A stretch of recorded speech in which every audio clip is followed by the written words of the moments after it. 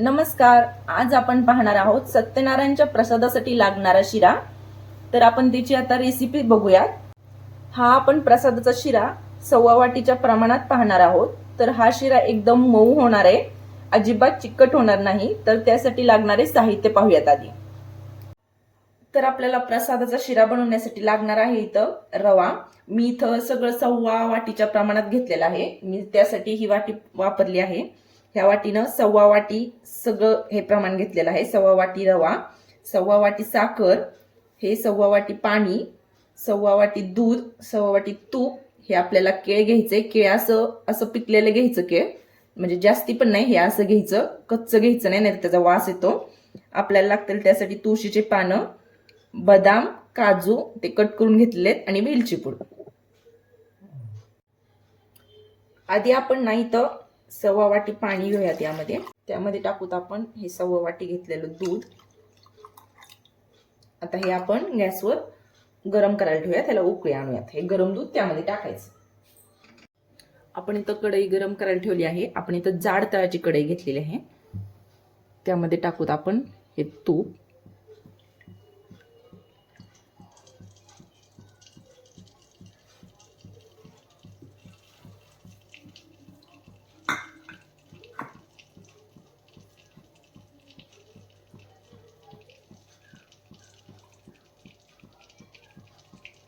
तूप गरम झालं की आपण त्यामध्ये टाकू हा रवा.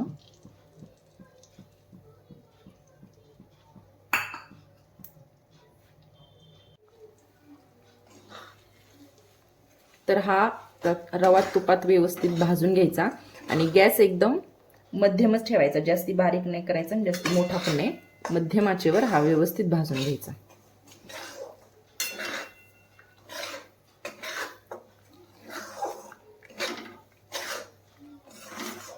आणि ह्याला असं कंटिन्यू सारखं हलवत राहायचं.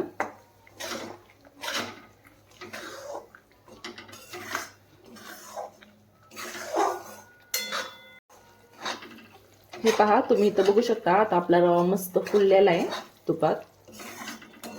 2 मिनिटं आपण असंच मंद आचेवर भाजलेला आहे, व्यवस्थित परतून घेतलाय. आता आपण त्यामध्ये टाकू ही केळी बारीक कट करून घेतलेली. ते एकदम केळी ही आत्ताच टाकायची असते रवा भाजताना, म्हणजे ती व्यवस्थित तुपामध्ये व्यवस्थित भाजली जातात. वरून टाकायची नाही केळी, नाहीतर त्याचा वास येतो.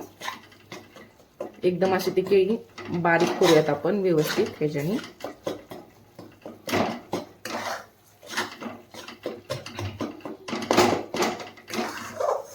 आणि असंच आपण आणखीन 5 मिनिटं रवा परतून घेऊयात.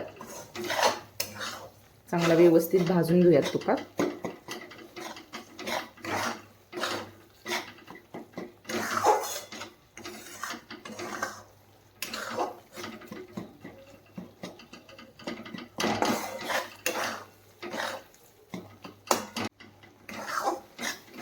आपण केळ व्यवस्थित यामध्ये मॅश करून घेतलेले तसे. आता त्यामध्ये टाकूत आपण बदाम. ते पण मग मस्त तुपात असे तळले जातील, खरपूस भाजले जातील. काजू,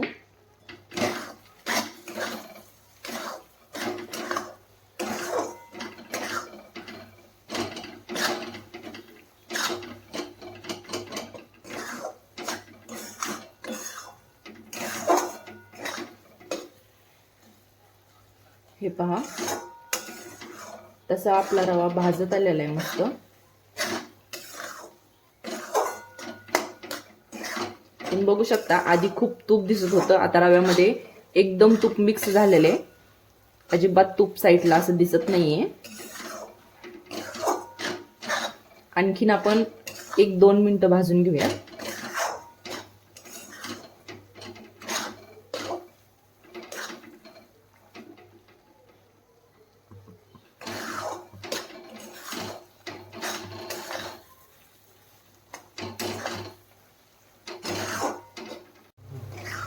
हे पहा, आपला रवा व्यवस्थित तुपात भाजला गेलेला आहे. मस्त एकदम असा फुललेला पण आहे.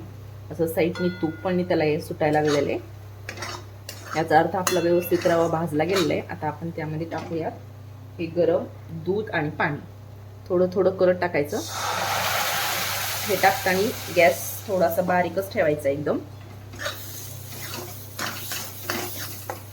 थोडं टाकायचं, मिक्स करायचं आणि नंतर आणखीन थोडं टाकायचं.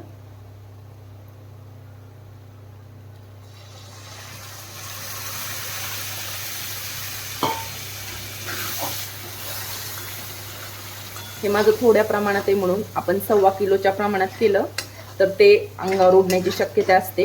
त्यामुळं आपण यामध्ये सगळंच टाकून घेऊयात हे दूध. व्यवस्थित त्याच्या गुठळ्या मोडून घेऊयात.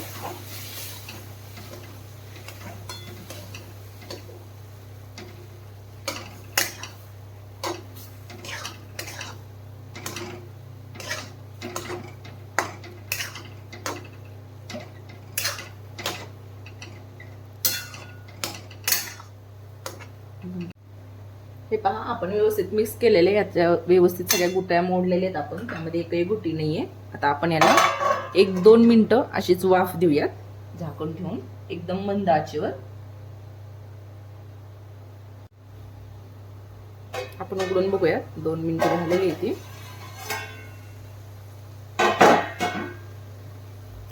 बघू शकता मस्त झालेलं आहे. आता आपण त्यामध्ये टाकूयात साखर आणि ते व्यवस्थित आपण मिक्स करून घेऊयात. आता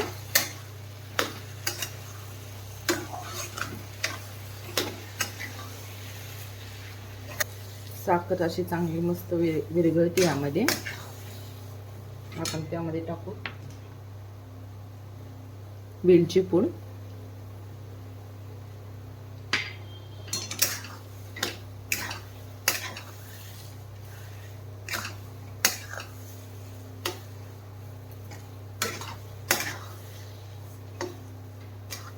आणि आपण आणखीन 2 मिनिटं याला अशीच वाफ काढून घेऊया.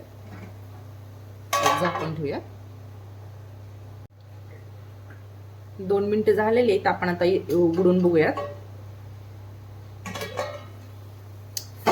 हे पहा, बघू शकता तुम्ही इथं असं मस्त त्याला तूप सुटलेलं आहे. आपला असा प्रसादाचा शिरा तयार आहे. आता यामध्ये टाकूयात आपण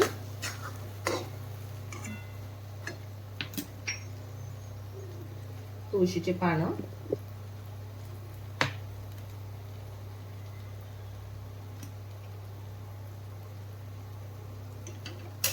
ते वरच्यावर मिक्स करून घेऊयात.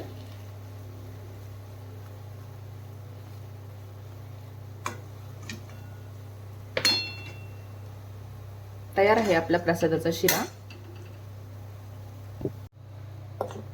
अशा प्रकारे तयार आहे मस्त असा मऊ सत्यनारायणच्या प्रसादासाठी लागणारा शिरा. एकदम मऊ होतो, असा मोकळा होतो. तर ही रेसिपी नक्की ट्राय करा. आवडल्यास लाईक करा आणि चॅनलला सबस्क्राईब करा. धन्यवाद.